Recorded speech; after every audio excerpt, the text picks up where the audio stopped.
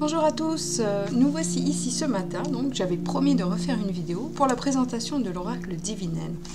Donc l'oracle Divinel se présente donc sous cet aspect-là, donc ça c'est la boîte. Je vous la montre dans tout son ensemble, comme ça. Donc c'est un oracle de 54 cartes.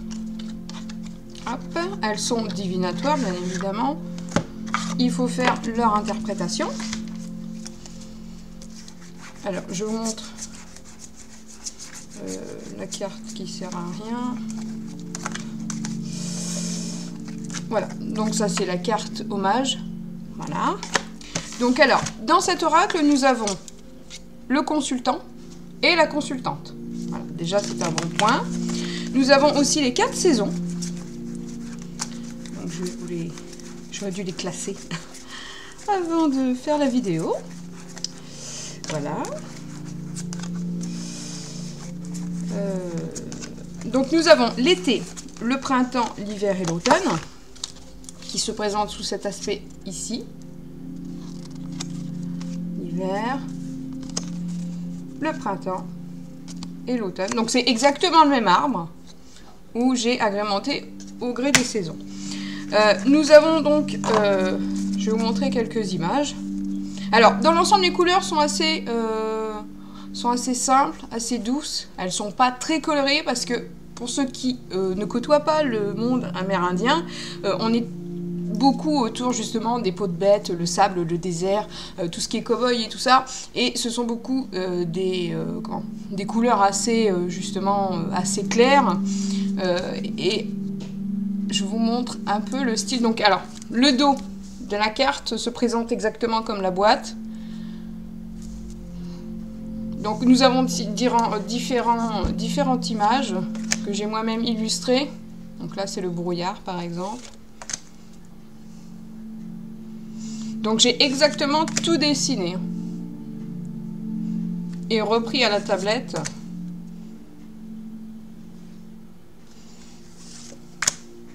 Donc c'est un oracle divinatoire, vous avez donc des significations qui vont avec les cartes.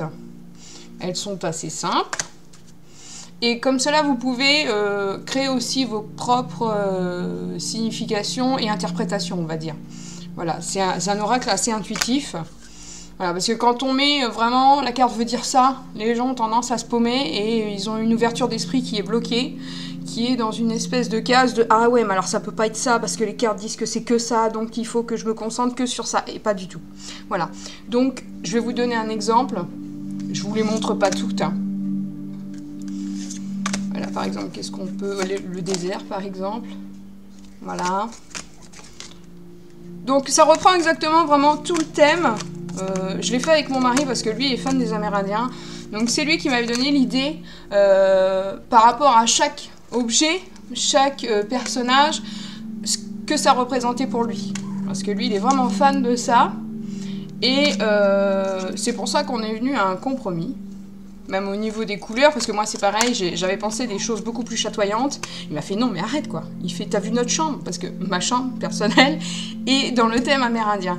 Il me fait il faut que ça soit comme ça. Il faut qu'il représente vraiment cet aspect qu'on connaît de l'histoire amérindienne, avec les couleurs très sablonneuses, très pâles, voilà. Donc j'ai respecté en tout point ce qu'il m'avait demandé.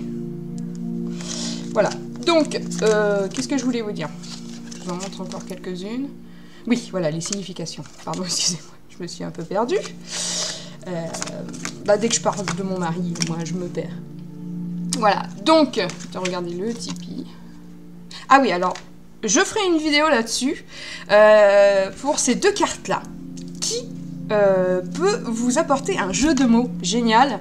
Et on va dire c'est un petit secret de l'oracle d'Odina que je n'ai pas intégré dans le livret parce qu'on pouvait penser que ça pourrait être des fautes d'orthographe alors que non.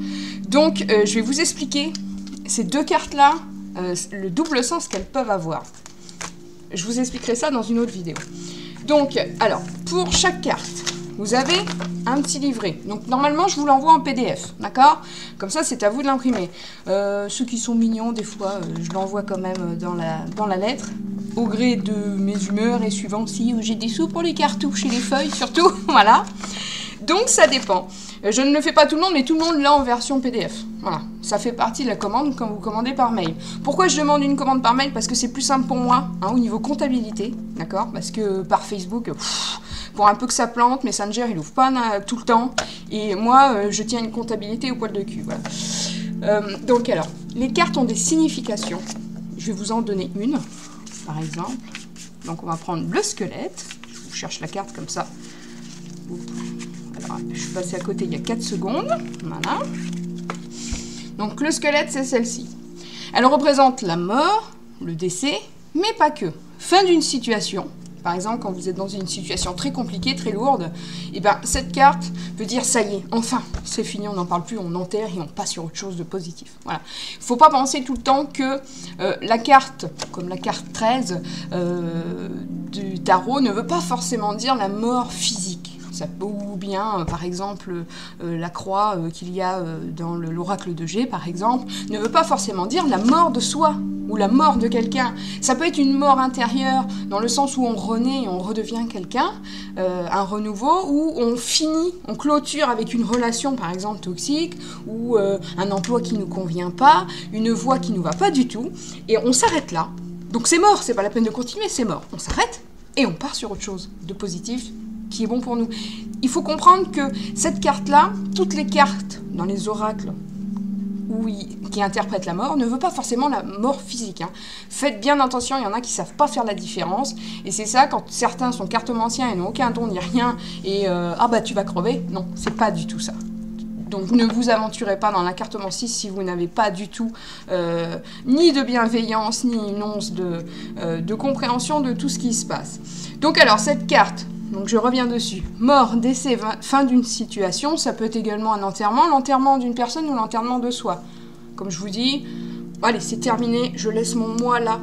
Celui qui n'y arrive pas, celui qui est dans le négatif, qui est constamment dans le pessimisme, je l'enterre et je renais et je redeviens une nouvelle personne. Voilà. Ça peut être vu comme ça. Ça peut être le deuil, donc le deuil d'une personne, bien évidemment, quand on est triste, mais ça peut être le deuil aussi de quelque chose, d'une histoire, d'une affaire. Hein. Se dire, bon, bah voilà, ce taf, il est plus pour moi, je dois faire le deuil et avancer. Voilà. C'est le deuil dans tout son ensemble, pas que le deuil d'une personne, d'un décès, d'accord? Ça peut être le deuil d'une situation, le deuil d'une relation, le fait de prendre conscience que il faut faire son deuil et avancer, quoi. Voilà. Ça peut être la fermeture aussi, cette carte, la fermeture, quand on a tout donné et qu'on voit que ça peut rien donner. Ou par exemple, si vous parlez d'une entreprise, tout ça, vous voulez voir où ça va aller, vous tombez sur cette carte en faisant vos interprétations et du coup la fermeture peut évoquer fatalement que le magasin va fermer ou l'entreprise va fermer. Voilà. C'est signe aussi de faillite. Voilà. Ça peut être une faillite temporaire, suivant les cartes qui l'entourent, mais voilà, ça veut dire plusieurs choses. C'est pour ça, surtout dans tous les oracles, moi je dis toujours la carte de la mort, il faut savoir l'interpréter et ne pas dire n'importe quoi. C'est très important, surtout si vous avez des consultants. N'hésitez pas à lire mes préceptes qui sont dans mon livre, car je suis très à cheval là-dessus. On ne raconte pas n'importe quoi à n'importe qui. Je vais vous en dire une autre, par exemple. Alors, le Tipeee et les empreintes, je ferai un truc à part parce que je vous dis, c'est un secret de ouf. D'ailleurs, pour ceux qui l'ont déjà acquis, je vais vous sortir une vidéo spéciale là-dessus. Ça va vous plaire. Donc, par exemple, le vent. Voilà. Hop. Le vent, qui est cette carte-là. Donc, le vent, lui, représente donc la perte. On sait très bien que... Alors, ça peut être la perte d'argent, la perte d'énergie, ça peut être aussi une perte de poids. Vous voyez, la perte de poids, quand on est quelqu'un de rondelé, ça c'est positif pour nous. Voilà. Après, si c'est quelqu'un qui est déjà assez maigre, ça peut être négatif. Mais tout n'est pas forcément négatif. Il faut adapter chaque signification à soi ou à ce que l'on est en train de... Enfin, voilà, faut une ouverture d'esprit énorme. Ne surtout pas rester campé, je vous dis, dans des cases qui vous restreignent. Donc alors, excusez-moi, le vent. Donc le vent représente donc la perte dilapider, donc dilapider son argent, ça on sait que c'est négatif. Le gaspillage, donc ça peut être le gaspillage de ressources financières, le gaspillage d'énergie, avec des gens qui, par exemple, qui ne nous méritent pas. Voilà, hein, ça peut être ça. Ça peut être un avertissement, genre, tu te disperses avec des gens qui te gaspillent ton énergie, là, il serait peut-être temps que tu prennes du recul et que tu fasses attention à toi. Ça peut être le gaspillage aussi de nourriture, donc attention, hein, gaspillage de nourriture, gaspillage d'eau, tout ça.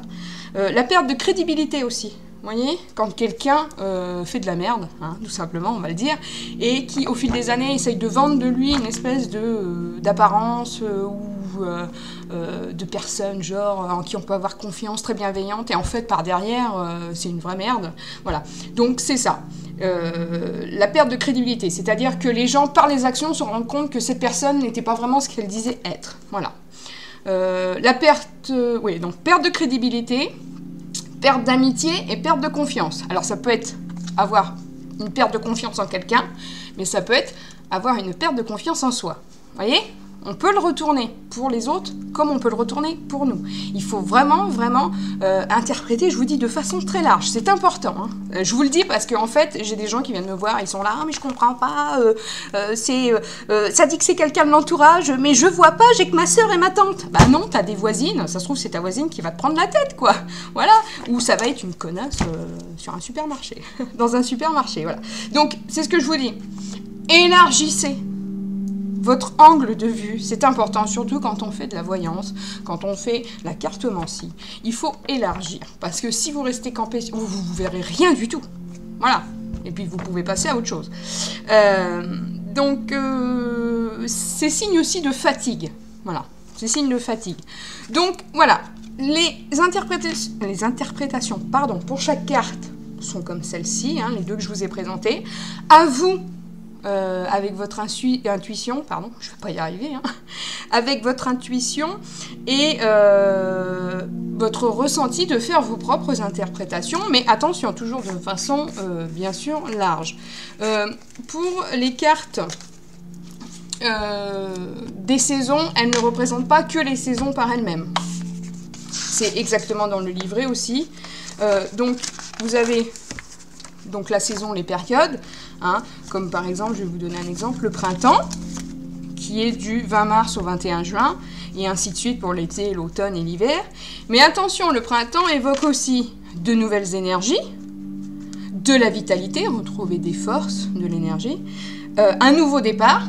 Vous savez, quand les choses recommencent à nouveau, quand, comme le printemps, hein, du coup, même ça peut arriver en automne, hein, quand vous avez un projet et tout d'un coup, hop, il se met en route, vous allez avoir la carte du printemps qui va apparaître dans votre tirage si vous demandez toutefois, est-ce que dans le mois prochain, mon projet va enfin prendre vie ? Et si vous tombez sur cette carte-là, si vous tirez les cartes au mois de novembre, vous n'allez pas vous dire « Ah, ça va arriver !» au printemps, quoi. Non, c'est juste que le renouveau arrive. Donc, votre lancement de projet arrive. Le seul bémol qu'il y a, c'est si vous faites, par exemple, un tirage où vous demandez une période. Par exemple, à partir de quand à quand va-t-il se passer ceci ? Quand aurai-je un contrat ?